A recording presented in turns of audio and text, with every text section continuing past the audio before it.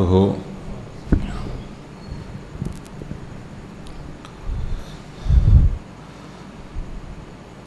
الحمدللہ الحمدللہ وکفی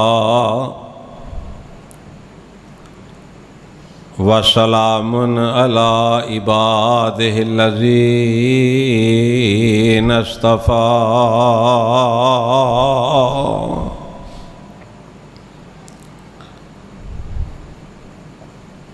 اللہم صلی علی محمد وعلی آل محمد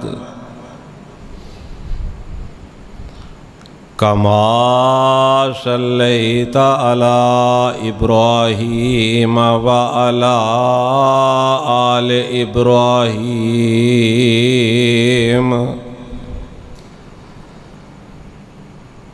انک حمید مجید۔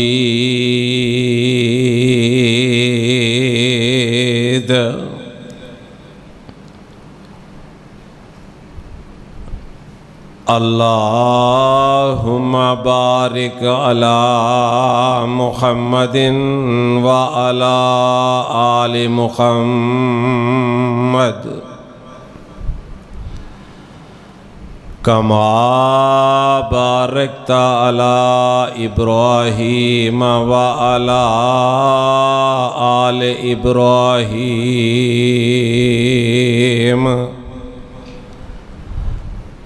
انک حمید مجید۔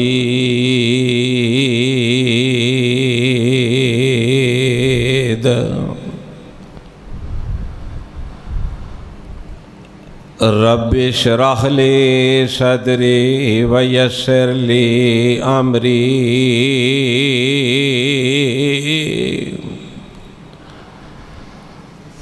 واحلل عقدۃ من لسانی یفقہوا قولی۔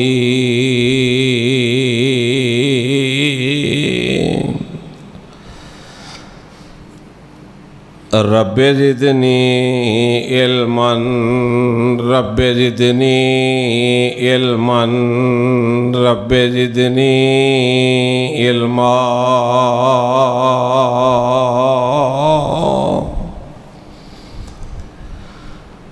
اعوذ باللہ السمیع العلیم من الشیطان الرجیم۔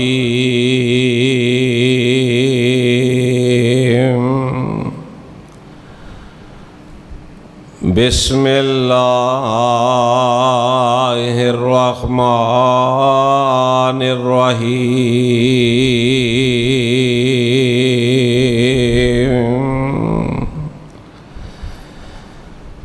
ان الذین قالوا ربنا اللہ ثم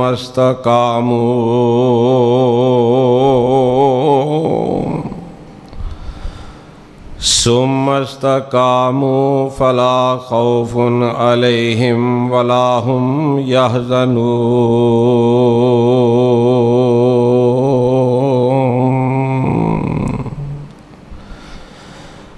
اولئک اصحاب الجنۃ خالدین فیہا جزاء بما کانوا یعملون۔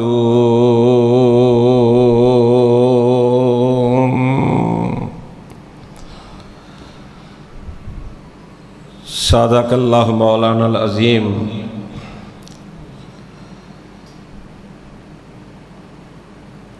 رمضان المبارک کا مقدس مہینہ ہے۔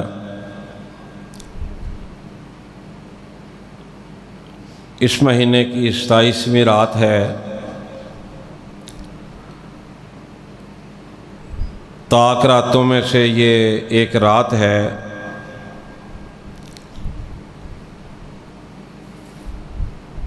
بڑی قیمتی گھڑیاں ہیں۔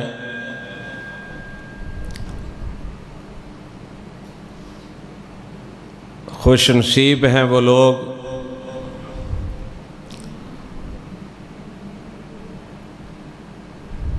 جو اللہ کے گھروں میں بیٹھے ہیں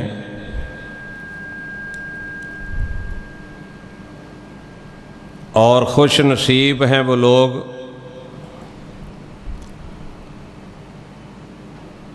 جنہوں نے قرآن کو پڑھا اور جنہوں نے قرآن کو سنا۔ اللہ تعالیٰ سے دعا ہے کہ اللہ تعالیٰ سب کی محنتوں کو قبول و منظور فرمائے۔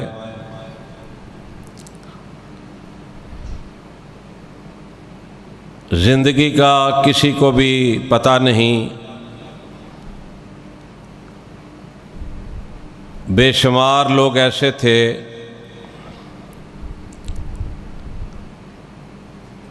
جنہوں نے پچھلے رمضان المبارک کے روزے رکھے، نماز تراویح پڑھی، نمازیں ادا کیں،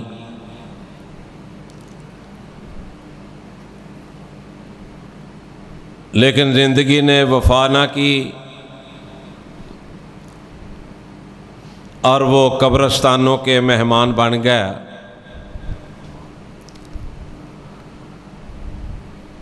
اللہ تعالیٰ سے دعا ہے کہ جتنے بھی مسلمان مومن فوت ہو گئے اللہ جنت الفردوس میں جگہ عطا فرمائے، آمین۔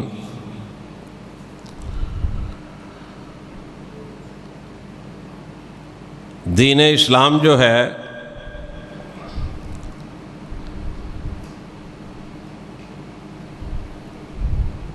وہ یہ سبق دیتا ہے، وہ یہ تعلیم دیتا ہے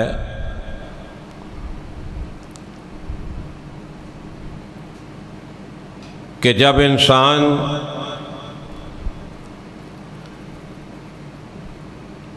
لا الہ الا اللہ پڑھ لیتا ہے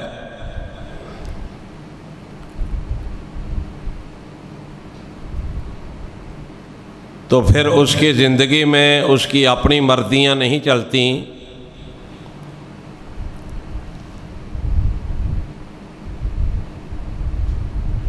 پھر اللہ رب العالمین کا جو قانون ہے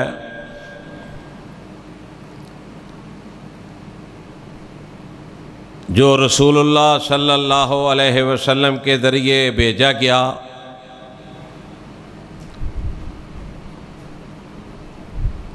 اس پر عمل کر کے زندگی بسر کرے گا، زندگی بھی کامیاب ہو جائے گی اور آخرت بھی کامیاب ہو جائے گی۔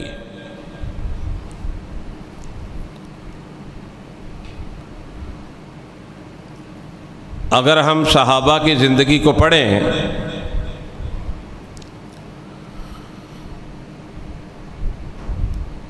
تو رسول اللہ صلی اللہ علیہ وسلم نے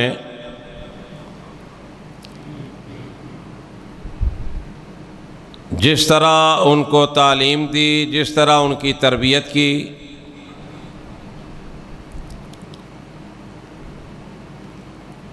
اور پھر جس طرح انہوں نے زندگی گزاری،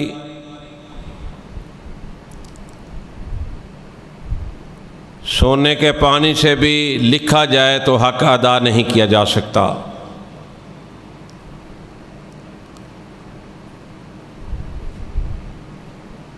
اور ان لوگوں کو جو اللہ رب العزت کی طرف سے جنت کے سرٹیفکیٹ عطا کیے گئے،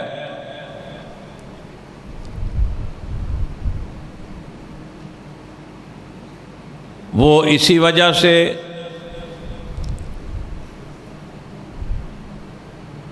کہ انہوں نے اللہ رب العزت کی عبادت کی اور رسول اللہ صلی اللہ علیہ وسلم کی اطاعت کی۔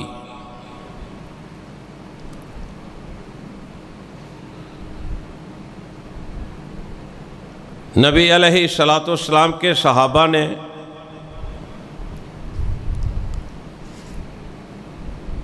اللہ اور اللہ کے رسول صلی اللہ علیہ وسلم کی محبت میں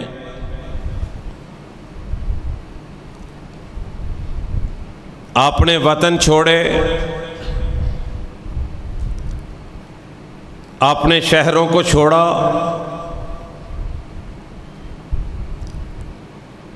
کاروبار چھوڑنے پڑے تو وہ بھی چھوڑ دیے،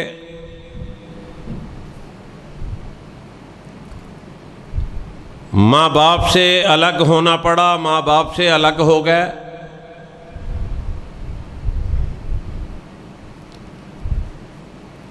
اولاد سے جدا ہونا پڑا تو اولاد سے جدا ہو گئے،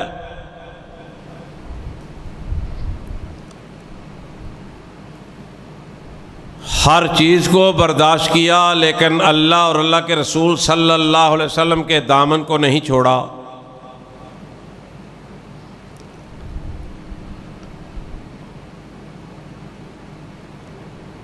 اللہ کی عبادت کو نہیں چھوڑا، اللہ کے نبی صلی اللہ علیہ وسلم کی سنت کو نہیں چھوڑا۔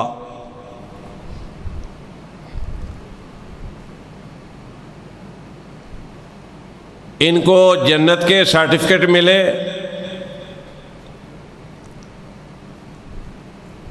صرف اس بنیاد پر اللہ نے جنت کے سرٹیفکیٹ عطا فرمائے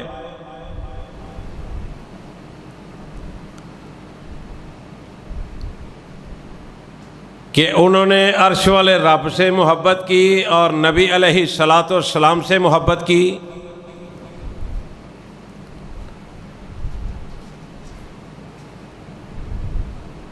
کائنات کے رب نے، یار کچھ سمجھ نہیں آ رہی، مینوں بولن تو دل ہی نہیں کر رہا۔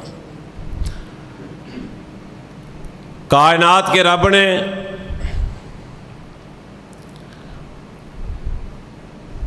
پھر ان کی زندگیوں میں جنت کی خوشخبریاں سنا دیں۔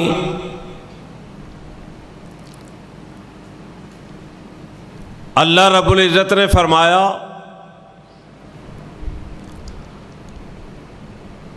وَمَا خَلَقْتُ الْجِنَّ وَالْإِنسَ إِلَّا لِيَعْبُدُونِ،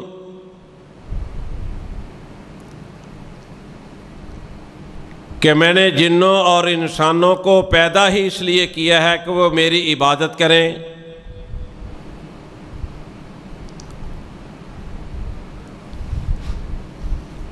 حضرت ابو بکر صدیق رضی اللہ تعالیٰ عنہ کی زندگی کو پڑھ کے دیکھیں،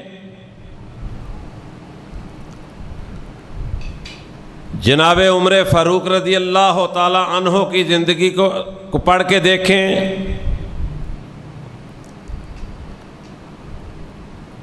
میرے پیارے عثمان غنی رضی اللہ تعالیٰ عنہ کی زندگی کو پڑھ کے دیکھیں،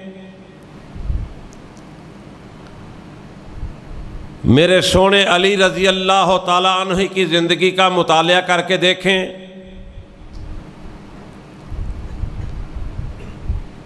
1,44,000 یا 24,000 صحابہ میں سے آپ کو کسی کا ایمان کمزور نظر نہیں آئے گا۔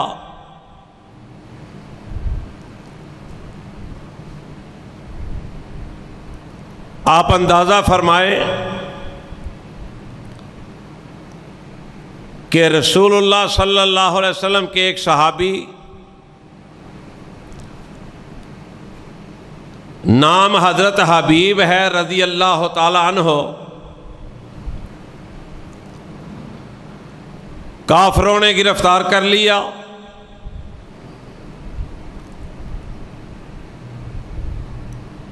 ہتھکڑیاں پہنا دی گئیں، بیڑیاں پہنا دی گئیں،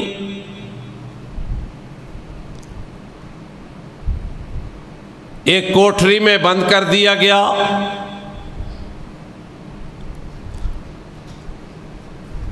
وقت کے حکمران نے عدالت لگائی، نبی علیہ الصلاۃ والسلام کے اس پروانے اور دیوانے کو اس عدالت میں طلب کیا گیا۔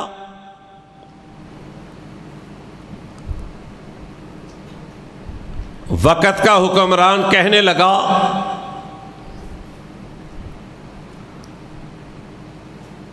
کہ اے حبیب، کیا تو مجھے اللہ کا رسول مانتا ہے؟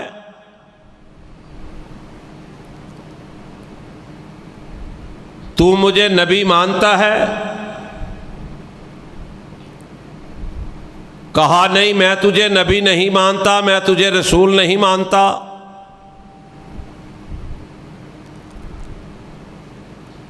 اللہ کے آخری پیغمبر محمد ہیں صلی اللہ علیہ وسلم۔ کہنے لگا مجھے اللہ کا نبی مان لو، مجھے رسول مان لو۔ کہنے لگے یہ کیسے ممکن ہے، یہ کیسے ہو سکتا ہے؟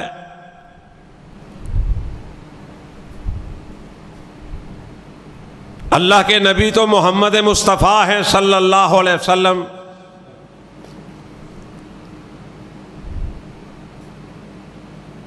اس بد دیانت نے حکم دیا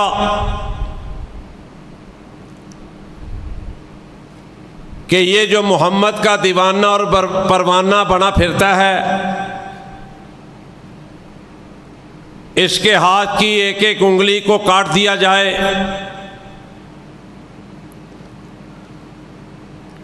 آپ اندازہ فرمائیں کہ اگر ہاتھ کو ایک مرتبہ کاٹ دیا جائے تو شاید اتنی تکلیف نہیں ہوگی، دائیں ہاتھ کی ایک انگلی کو کاٹ دیا گیا۔ پوچھا مجھے نبی مانتے ہو، مجھے رسول مانتے ہو؟ اللہ کے بندے اور نبی کے جو پروانے اور دیوانے ہیں، ان کا جواب کیا ہو سکتا تھا؟ کہا نہیں، میں تجھے نبی نہیں مانتا، میں تجھے رسول نہیں مانتا۔ اس بد دیانت نے حکم دیا کہ اس کی دوسری انگلی کو بھی کاٹ دیا جائے۔ دوسری انگلی کو بھی کاٹ دیا گیا، تیسری، چوتھی، پانچویں انگلی کو بھی کاٹ دیا گیا، حتیٰ کہ 20 انگلیوں کو کاٹ دیا گیا ایک ایک کر کے۔ لیکن اللہ کے اس بندے نے نبی علیہ الصلوۃ والسلام کے اس دیوانے اور پروانے نے 20 انگلیاں کٹوانے کے بعد بھی وہی بات کی جو پہلے کی تھی کہ نہ میں تجھے رسول مانتا ہوں، نہ میں تجھے نبی مانتا ہوں، میں اگر اللہ کا رسول مانتا ہوں تو محمد مصطفیٰ صلی اللہ علیہ وسلم کو مانتا ہوں۔ یہاں تک میرے بھائیوں کہ نبی علیہ الصلوۃ والسلام کے اس پروانے اور دیوانے کو شہید کر دیا گیا، لیکن اس نے شہادت قبول کر لی، لیکن لا الہ الا اللہ پر آنچ نہیں آنے دی۔ اور لوگوں یہ بات یاد رکھو، کائنات کے رب کی قسم ہے، جب بھی توحید بیان کرنے والا توحید بیان کرے گا، جب بھی کوئی خطیب توحید پر گفتگو کرے گا، اس کی مخالفتیں بھی ہوں گی، اس کے خلاف سازشیں بھی ہوں گی، لڑائی جھگڑے بھی ہوں گے، لیکن یاد رکھو جو توحید بیان کرنے والے ہیں وہ توحید بیان کرنے سے رک نہیں سکتے۔ توحید بیان کرنے کا ایک اپنا مزہ ہے، توحید بیان کرنے کا ایک اپنا دل کو سکون ملتا ہے، اور جب انسان توحید بیان کرتا ہے، کائنات کے رب کی قسم ہے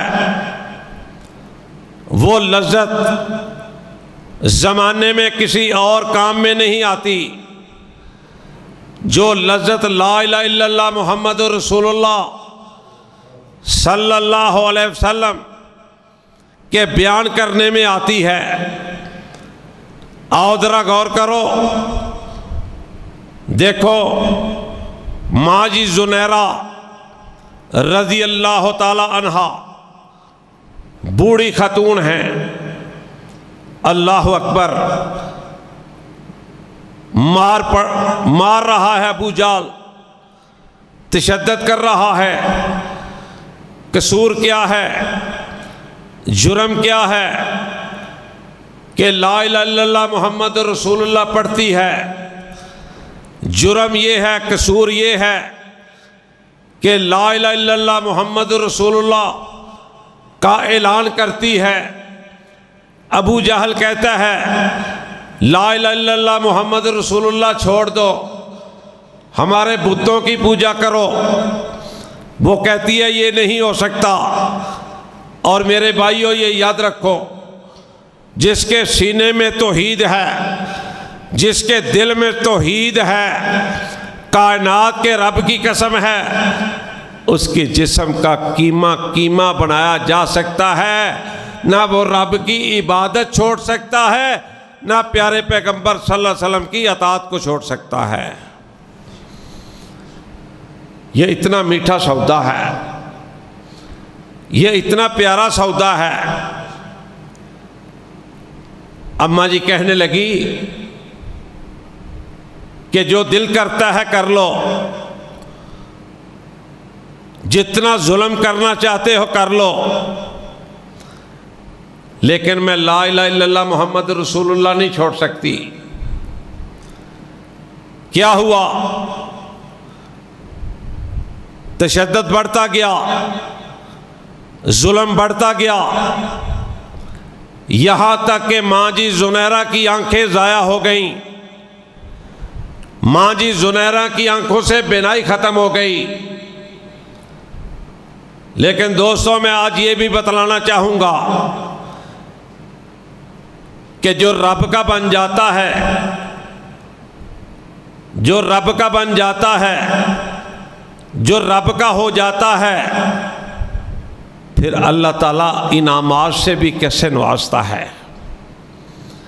پھر اللہ تعالیٰ دنیا میں عزتیں بھی دیتا ہے، اور آخرت میں بھی پھر اللہ تعالیٰ کی طرف سے عزتوں سے نوازا جاتا ہے۔ آنکھیں چلی گئیں۔ ابو جہل کہنے لگا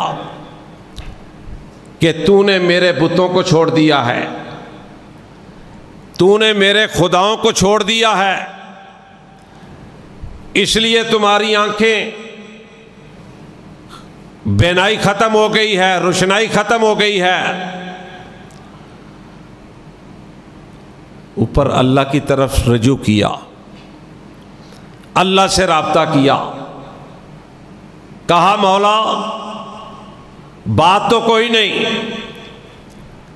تیری یہ بندی بغیر آنکھوں سے بھی زندگی بسر کر سکتی ہے، اگر آنکھیں نہیں تو کیا ہوا؟ دل میں تو لا الہ الا اللہ ہے، لیکن مولا اس بدبخت نے مجھے جو تانا دیا ہے کہ تو نے میرے بتوں کو چھوڑ دیا ہے، تو نے لات کو عزا کو چھوڑ دیا ہے، اس وجہ سے تمہاری بینائی ختم ہوئی ہے۔ اللہ یہ تو سارے اختیارات تیرے پاس ہیں، اور یاد رکھو سارے کے سارے اختیارات اللہ کے پاس ہیں۔ اللہ کے علاوہ کسی کے پاس اختیارات نہیں ہیں، وہ جو چاہتا ہے وہ ہوتا ہے، جو نہیں چاہتا وہ نہیں ہو سکتا۔ اللہ اکبر۔ تفسیر ابن کثیر نے لکھا ہے، امام صاحب نے،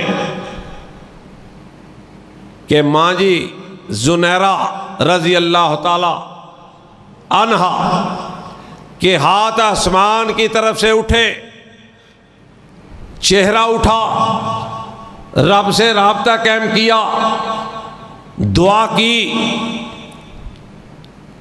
ابھی دعا کر کے ہاتھ واپس چہرے پر نہیں آئے تھے کہ اللہ نے روشنی مہیا کر دی، آنکھوں میں بینائی آ گئی۔ مسکرانے لگ گئیں۔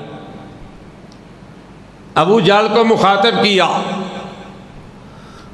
کہا ابو جہل تو نے کہا تھا کہ تو نے ہمارے خداؤں کو چھوڑ دیا، تو نے بتوں کو چھوڑ دیا، انہوں نے تجھ سے تیری روشنائی چھین لی، اب میرے اللہ نے واپس کر دی ہے، اور اپنے خداؤں سے کہو اگر یہ واپس چھین سکتے ہیں تو چھین کے دکھا دو۔ اندازہ فرماؤ کہ یہ توحید کتنی بڑی دولت ہے اور کتنی طاقتور دولت ہے کہ انسان اپنے جسم کے ٹکڑے کروا لیتا ہے،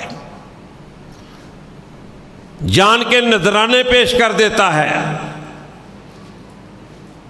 لیکن اللہ کی عبادت سے منہ نہیں موڑتا، نبی علیہ الصلوۃ والسلام کی محبت سے پیچھے نہیں ہٹتا۔ اللہ اکبر۔ حذیفہ بن یمان رضی اللہ تعالیٰ عنہ، میرے بھائیو ذرا غور فرماؤ، میرے اور آپ کے ایمان کی حالت کیا ہے؟ آج کے مسلمان کے ایمان کی حالت دیکھو، اور نبی صلی اللہ علیہ وسلم کے پروانے اور دیوانوں کے ایمان کی حالت دیکھو۔ حذیفہ بن یمان رضی اللہ تعالیٰ عنہ روم کے بارڈر پہ بیٹھے ہیں، دشمنوں سے جنگ ہو رہی ہے، اور وہ وقت تھا کہ جب جنگ ہوتی تھی، کھانے کا ٹائم ہوتا نا، تو وہ ایک دوسرے کو کہہ لیا کرتے تھے کہ بھائی اب کھانے کا وقت ہے، تم بھی کھانا کھا لو، ہم بھی کھانا کھا لیتے ہیں، اور کھانا کھانے کے بعد پھر اپنا کام شروع کر دیتے ہیں۔ اب بارڈر پہ سامنے فوجی دشمن کو بیٹھے ہیں، ادھر حذیفہ بن یمان رضی اللہ تعالیٰ عنہ کمانڈر ہیں اپنی فوج کے، وہ بیٹھے ہیں، روٹی کھاتے کھاتے نا ایک لقمہ نیچے گر گیا، ایسے سمجھ لو ایک گوشت کے ایک ٹکڑا، ایک بوٹی نیچے گر گئی، حضرت حذیفہ نے نیچے سے اٹھائی، صاف کر کے اس کو کھا لیا۔ اللہ اکبر۔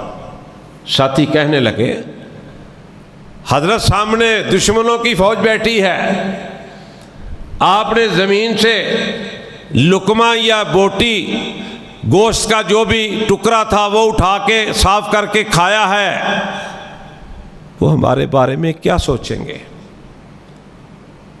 ان کے دلوں پر ہمارا روب ختم ہو جائے گا۔ میرے بھائیو کیا کہا تھا حذیفہ بن یمان رضی اللہ تعالیٰ عنہ نے؟ فرمانے لگے سنو، میں ان کتوں کی وجہ سے، میں ان خبیثوں کی وجہ سے، میں ان اسلام دشمنوں کی وجہ سے رسول اللہ صلی اللہ علیہ وسلم کی سنت کو چھوڑ دوں؟ آج ہم کتنی سنتوں کو چھوڑتے ہیں؟ اللہ اکبر۔ آج امام صاحب کہتے ہیں نماز کھڑی ہوتی ہے، بھائی اپنی صفوں کو سیدھا کر لو، پاؤں سے پاؤں کو ملا لو، کندھے سے کندھا ملا لو۔ نبی علیہ الصلوۃ والسلام کی سنت کے مطابق مرد حضرات کو آرڈر ہے، حکم ہے، اپنی شلواریں پینٹیں ٹخنوں سے ہر وقت اوپر رکھنے کی۔ آج امام صاحب اعلان کرتے ہیں، کتنے لوگ ہیں جو اس پر عمل کرتے ہیں؟ جو نہیں پاؤں ملاتے نہیں ملاتے، جو اپنی شلواریں اوپر نہیں کرتے نہیں کرتے، جو صفیں سیدھی نہیں کرتے نہیں کرتے۔ حذیفہ بن یمان رضی اللہ تعالیٰ عنہ کا پیغام سنو، ان کا اعلان سنو، ان کی بات سنو۔ فرماتے ہیں کہ میں ان کتوں کی وجہ سے، میں ان اسلام دشمنوں کی وجہ سے، میں جو رب کے دشمن ہیں میرے، میں ان کی وجہ سے نبی علیہ الصلوۃ والسلام کی سنت کو چھوڑ دوں؟ आओ देखो सुन्नत का एक नज़ारा दिखाऊं।